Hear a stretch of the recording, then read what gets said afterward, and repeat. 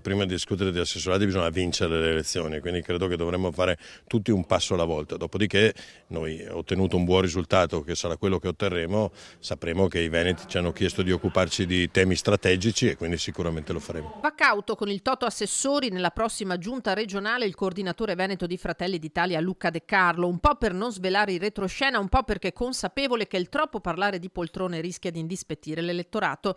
Che ci sia già un patto nero su bianco tra il candidato Alberto Stefani e i meloniani sui futuri ruoli a Palazzo Balbi, di fatto però non lo smentisce. Smentisco il fatto che adesso ci si debba occupare di assessorati. Bisogna occuparsi di vincere le elezioni. Chi invece di posti in giunta parla e come è il pari grado di De Carlo in Forza Italia, Flavio Tosi, dalla Cise fa sapere che un solo assessorato per gli azzurri sarebbe, dice, un numero ridicolo per l'effettivo peso del partito, anche se toccasse proprio a lui, dato in pole position per l'incarico chiave di assessore alla sanità, ruolo che ha già rivestito in passato.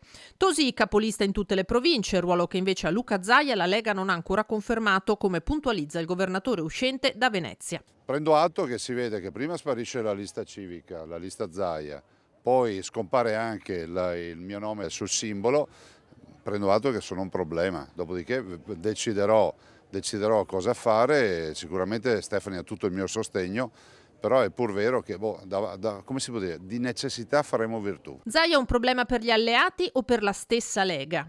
Io penso proprio di no del mio partito, però le posso dire una cosa, non è mai accaduto in un paese che si vieti a una persona utilizzare il proprio nome nella campagna elettorale. Non posso non prendere atto che sembra che il mio nome, anzi il mio cognome, sia un problema per qualcuno, vedremo di farlo diventare reale. Il campo sconnesso, il campo di battaglia non facile è la cosa che mi piace di più.